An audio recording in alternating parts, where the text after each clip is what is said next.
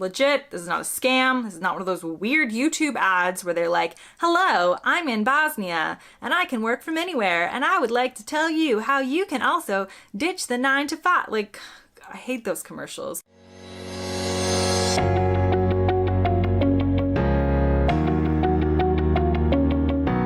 Hey guys, welcome back to the Girl Gone London channel. If you're new here, my name is Kaylin. I'm an American who's lived in the UK for almost 10 years, and today I am coming to you with an explanation of what it is I do for a living and how I'm able to more evenly start splitting my time between the US and the UK.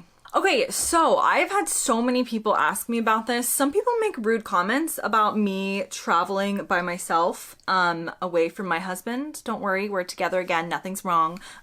People can travel away from their husbands or wives for more than 2 days, guys, it's gonna be fine. Anyway, people are very curious about what it is I do, how I'm able to be in the US for 4 months at a time right now. And I thought I'd kind of spill every secret. I was gonna say spill the tea because I think that's what kids are saying these days, but actually I think I'm behind now because maybe this is no longer the slang anymore, but I'm gonna just tell you the truth. How's that? Okay, so the story of my UK employment goes through a lot of different cycles. I think I'll do a separate video on it because I do want to comment on my UK employment experience. I have worked in a lot of places in the UK, in a lot of different sectors, including for a food box company that many of you probably use and know. I worked on it when it was just a startup and we had to sit at exercise balls because there were no chairs, not because they were a bad company, but because it was a startup called Gusto, if you've heard of it. But I will do a whole video on my past. Let's talk about the present. What do I do? How do I make money? Do I even make money? Do I have $1 million inheritance that means I can travel the world? Do I plan on continuing to travel the world and split my time between the UK and the US?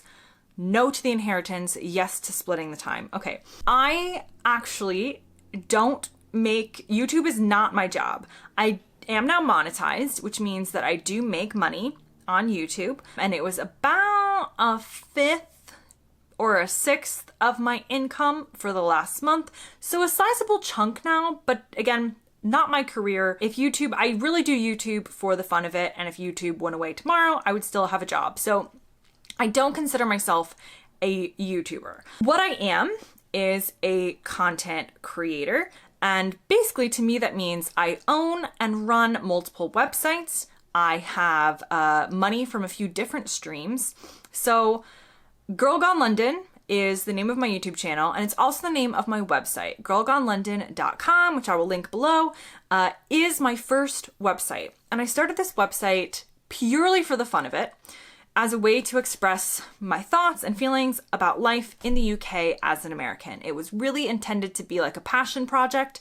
And then over time, I started to realize that people could make money by running a website.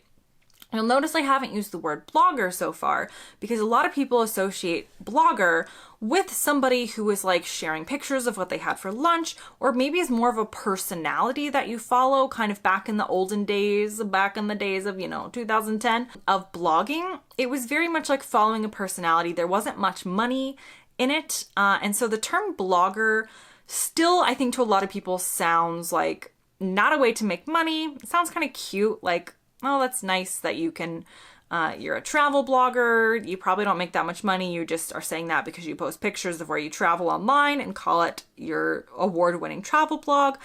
So I don't really refer to myself as a blogger. I do make more in this career than I made in my actual other 9 to 5 career. So it is very much a real thing. So I consider myself to be just like a website owner. Where was I? So girlgonelondon.com was the first website. Eventually figured out I could make money from it, which I'll talk about the ways I make money in a second. And that kind of took off and was my first real website.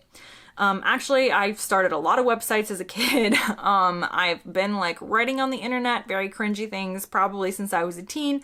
But girlgonelondon.com was the first one that is out there, publicly accessible and meant to be read by all. So after girlgonelondon.com became successful, I decided that I didn't want to just write about UK travel and life in the UK anymore. I also wanted to write about America. So my second website is allamericanatlas.com.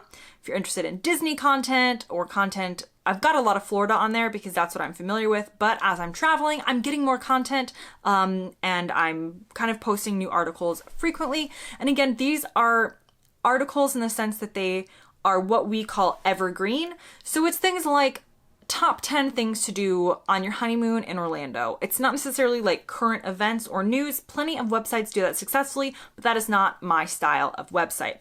So I've got girlgonelondon.com and allamericanatlas.com. And my third website, yes, I have three, is called intothecookyjar.com. Not about travel at all. It's about baking. I picked up the baking habit during lockdown like the rest of the world, and I stuck with it and turned it into a profitable website. So again, www.intothecookyjar.com is my third website. So let's talk about how you actually make money from a website. So there are a couple different income streams. The first one is ads. So I'm with an ad company called Mediavine, and you have to have a certain amount of traffic or monthly viewers to your website in order to qualify.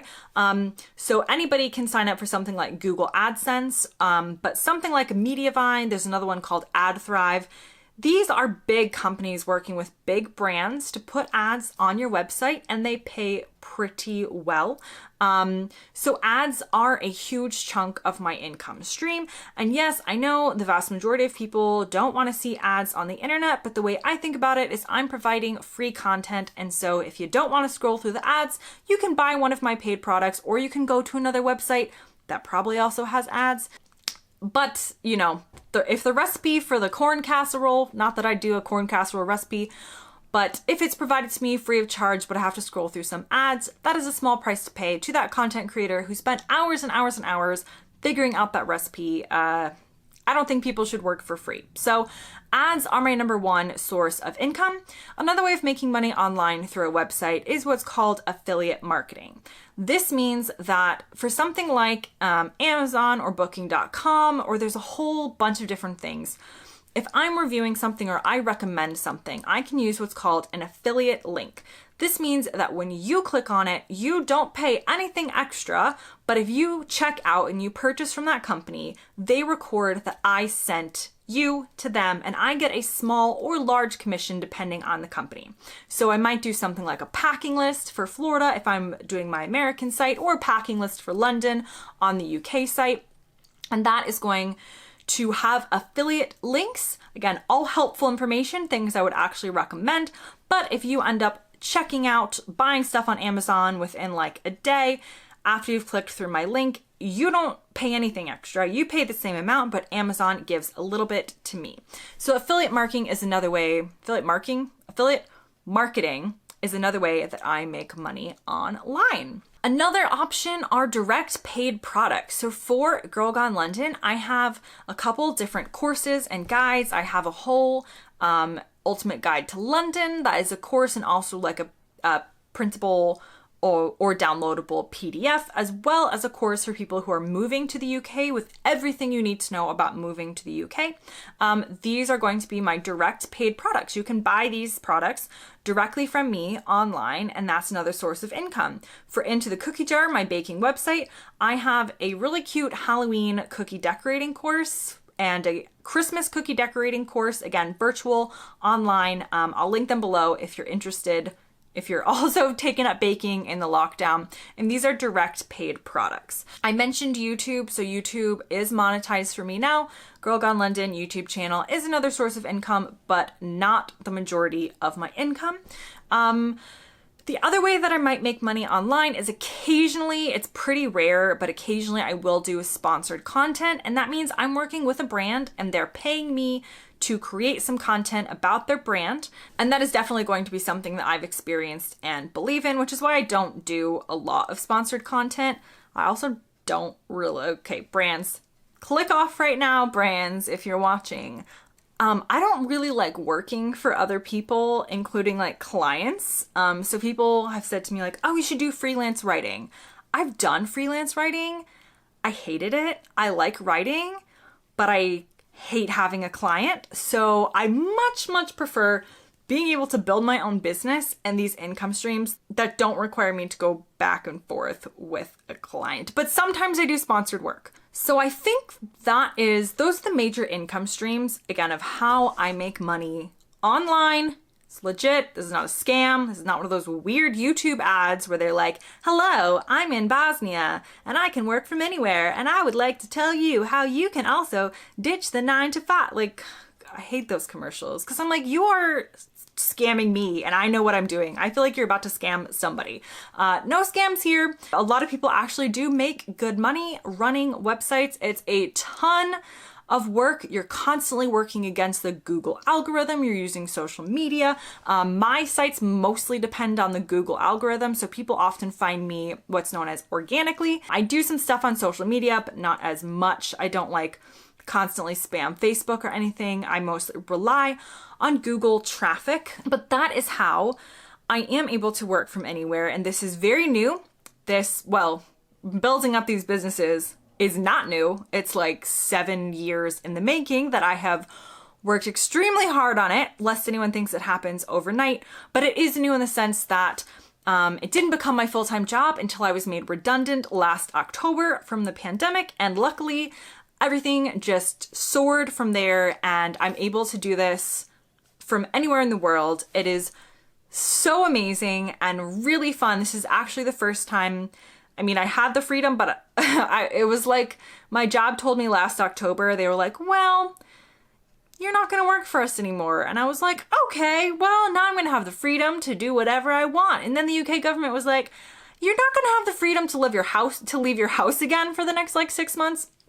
So in terms of the freedom of this lifestyle, I haven't really experienced it until I have been here in America for these couple of months. So I'm kind of figuring out like how to work when I don't have an office and I am listening to the 2 dogs. I'm dog sitting, wine outside the door. Actually, they're fine. I'll give them attention in a minute. But yeah, so people wanted to know like how you don't have a boss to come back to. Why can you be in the US for 4 months? And that's why. I work for myself and I work online, and it's definitely a dream come true and something that I'm going to continue growing and exploring and figure out how it works. I love being my own boss. I'm very self-motivated, except for when I'm like traveling around America. I haven't been able to do as much as I want to do because we're out sightseeing a lot and doing a lot, but that's fine because we haven't been out in the world in a long time. But in general, I'm very self-motivated. I can get myself to do stuff. I don't like having someone tell me what to do really in any aspect of my life, including my business. So I'm really happy to be running it myself. My husband is kind of the tech behind the scenes side of a lot of it. I could figure it out, but I don't really want to.